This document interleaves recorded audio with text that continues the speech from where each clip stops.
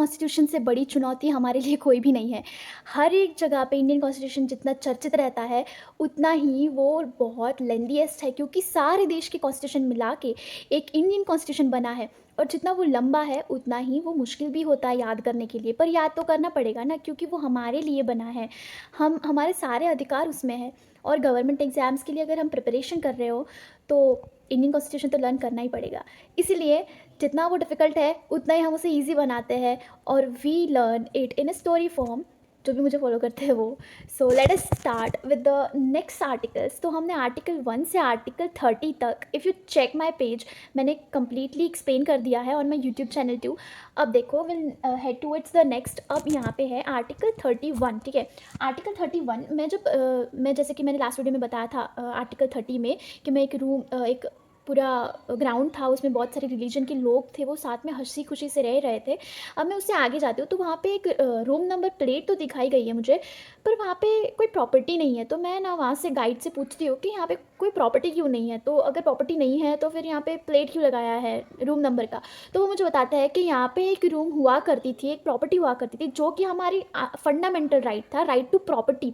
जैसे अभी हमारे पास जीने के अधिकार है, जो कोई भी हमसे छीन नहीं सकता कोई भी कंडीशन में, वैसे ही हमारे पास एक फंडामेंटल राइट था, जो कि कहता था राइट टू प्रॉपर्टी, जो हमसे कोई छीन नहीं सकता था।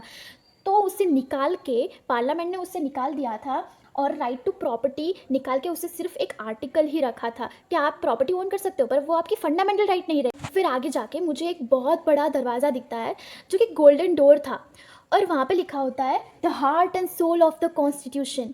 Heart and soul of the constitution, जहाँ पे डॉक्टर बाबा साहेब अम्बेडकर खुद आते हैं। वो खुद आके मुझे ऐसा बताते हैं कि बेटा देखो, ये जो आर्टिकल 32 है, ये आपको फंडामेंटल राइट्स जो आपको दिए गए हैं, जो आपके मूलभूत अधिकार है ना, वो आपसे कोई छीन नहीं सकता। जैसे कि आपको जीने का अधिकार है, पढ़ने का अधिकार है, ये सारे जो आपके अधिकार है, ये सारे जो आपके राइट्स हैं, वो सारे फंडामेंटल राइट्स हैं। तो ये आपसे कोई छीन नहीं सकता, और अगर आपसे कोई छीनता है तो आप सीधा सुप्रीम कोर्ट में जा सकते हो। सुप्रीम कोर्ट में डायरेक्ट आपकी पिटिशन जा सकती है।